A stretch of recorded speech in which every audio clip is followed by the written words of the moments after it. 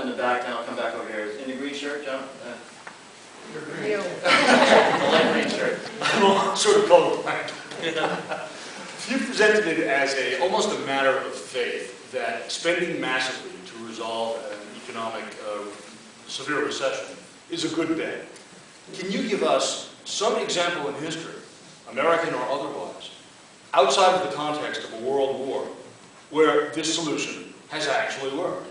And a second question, if it does, in fact, start to work, what faith do you have that spending trillions and trillions of dollars can be overseen in a way, in any kind of rational way that doesn't lead to massive fraud? So, two parts of the question. And let me take your first part, your second part first. Can I guarantee that there won't be fraud? No, not guaranteed, but yeah. What makes you think? So again, we're talking about 787 billion, not trillions and trillions, 787 billion, but I can guarantee you that there will be fraud. You just don't spend $787 billion without some fraud being in there.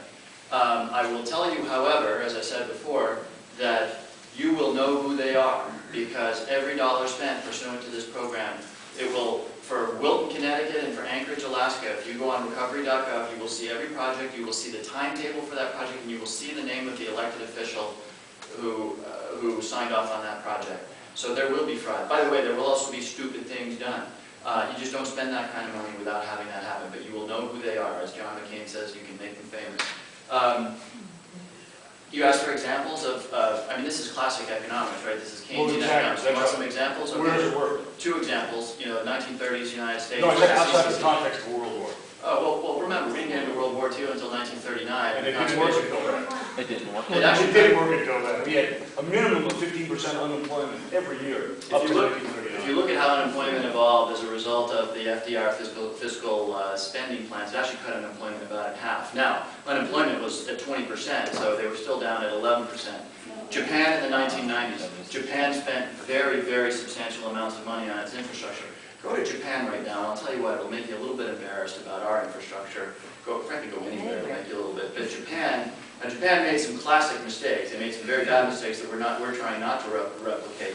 But Japan's spending was part of what got it back on its feet. And this isn't hugely controversial.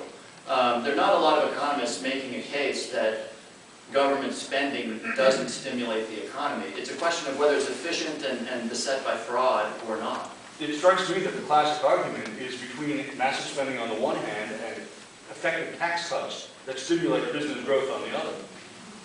Am I wrong about that? No, you're not wrong. And 40, I'll get my numbers wrong, but somewhere between 40 and 44% of the stimulus plan is tax cuts. Okay? So it's not 50. To what?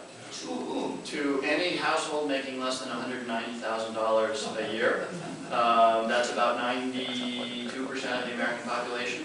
And to small businesses. Small businesses have been offered what's called a tax loss carry back, so that if they paid taxes last year and they are not profitable this year, they can actually get a tax credit back.